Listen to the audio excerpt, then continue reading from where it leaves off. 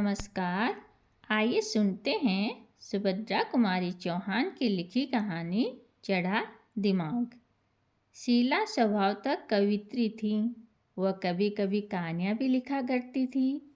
उनकी रचनाएं अनेक पत्रों में छपी और उनकी खूब प्रशंसा हुई।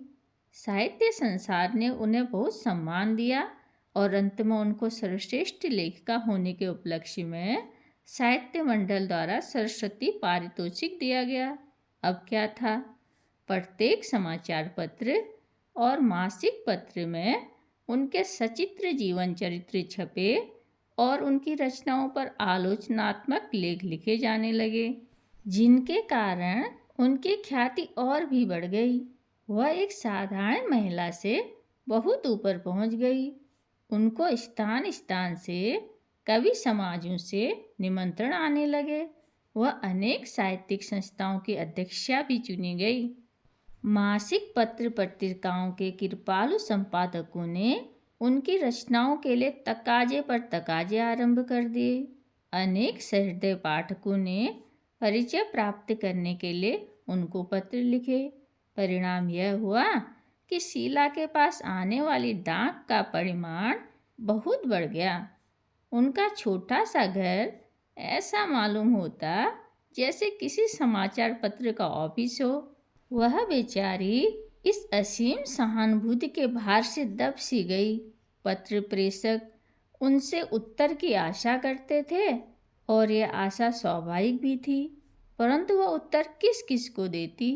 आखिर पत्र भेजने में तो खर्च लगता ही है और वह तो निर्धन थी।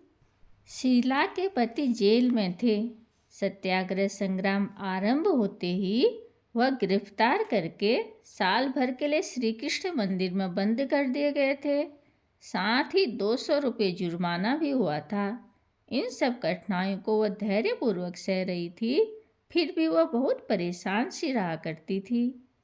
मैं शीला को बहुत दिनों से जानता था। जानता ही न था, वह सगी बहन की तरह मुझसे स्नेह करती थी और मैं अपनी ही बहन की तरह उसका आदर करता था। इधर कुछ निजी झंझटों के कारण मैं बहुत दिनों से शीला के घर न जा सका था। एक दिन शाम को पोस्टमैन ने मुझे एक लिफाफा दिया। खोल कर देखा तो पत्र मेरा नहीं किंतु शीला का था। कल्पलता मासिक पत्रिका के संपादक महोदय ने बड़े आग्रह के साथ शीला को कोई रचना भेजने के लिए लिखा था। वह पत्रिका का कोई विशेषांक निकाल रहे थे। पत्र समाप्त करते करते उन्होंने यह भी लिखा था कि उनकी रचना के बिना विशेषांक अधूरा ही रह जाएगा। उन जैसी विदुषियों के सहयोग से वह कल्पलता के विशेषांक को सफल बना सकेंगे। पत्र को उलट पलट कर देखा, मालूम होता था संपादक महोदय ने भूल से लिफाफे पर मेरा पता लिख दिया था, क्योंकि मैं भी कभी कभी कल्पलता में अपनी तुकबंदियाँ भेज दिया करता था। जैसा कि मैंने पहले ही कहा है, मैं बहुत दिनों से शीला के घर न जा सका था और अब अकस्मात ही यह पत्र उसे देने का प्रसंग आ गया, इसलिए दूसरे ही दिन प्रातः काल में उनके घर गया।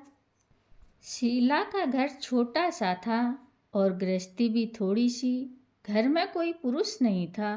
उसकी बूढ़ी सास थी और एक नन्हा सा बच्चा था। ये शीला की ही संरक्षकता पर निर्भर थे। अपने पति की अनुपस्थिति में भी वह गृहस्थी को सुचारू रूप से चलाए जा रही थी।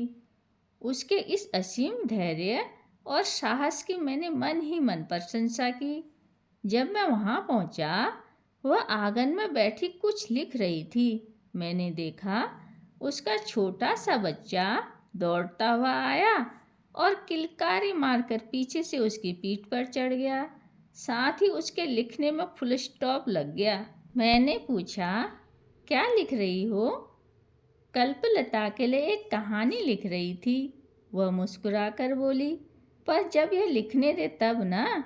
उसने वाक्य को पूरा किया। मैंने पूछा, कितनी बाकी है? कहानी तो पूरी हो गई, पर इसके साथ उन्हें एक पत्र भी तो लिखना पड़ेगा, शीला ने कहा।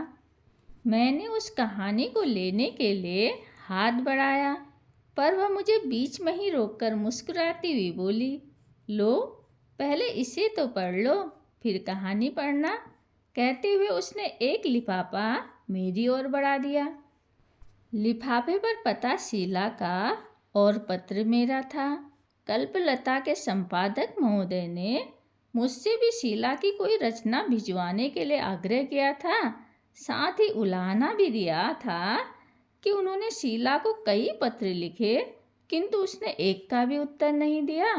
और अंत में बहुत क्षुब्ध होकर उन्होंने लिखा था, इस चढ़े दिमाग का कुछ ठिकाना भी है। मैंने पत्र समाप्त करके शीला की ओर देखा।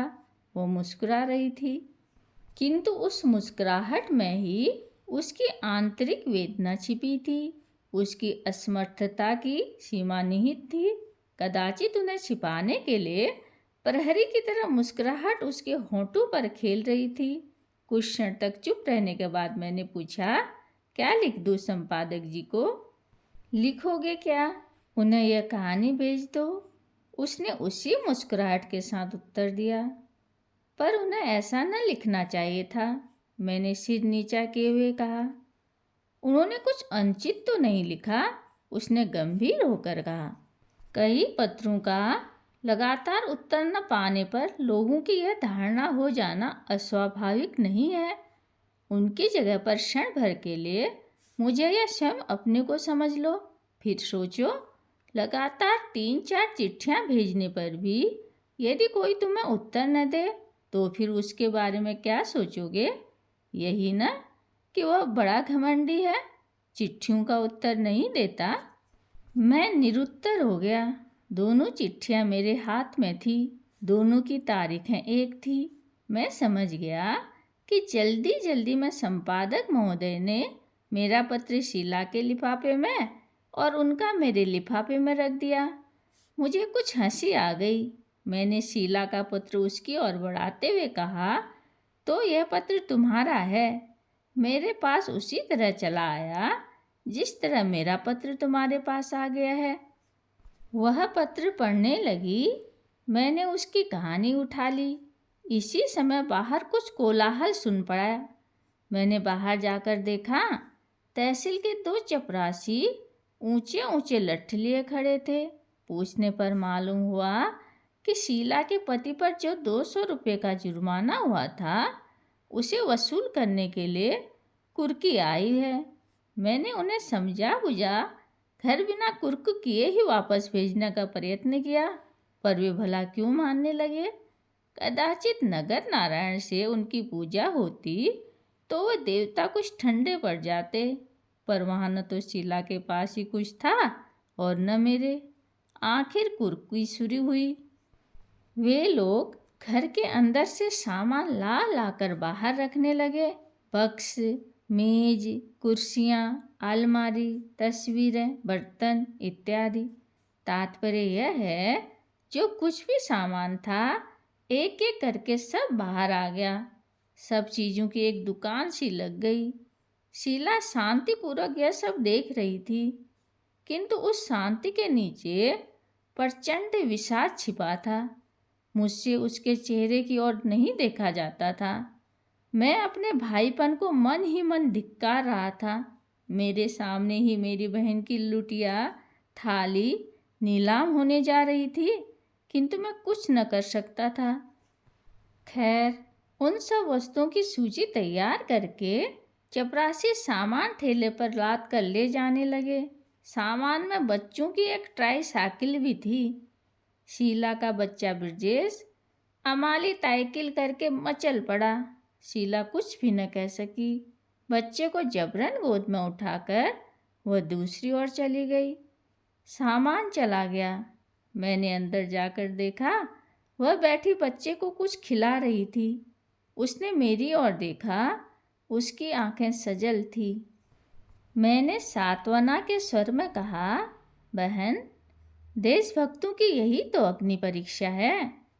थोड़ी देर बाद उनकी कहानी लेकर मैं घर लौटा। घर आकर मैंने वह कहानी पढ़ी और उसी प्रकार कल्पलता के संपादक के पास भेज दी। कहानी का शीर्षक था चढ़ा दिमाग। धन्यवाद।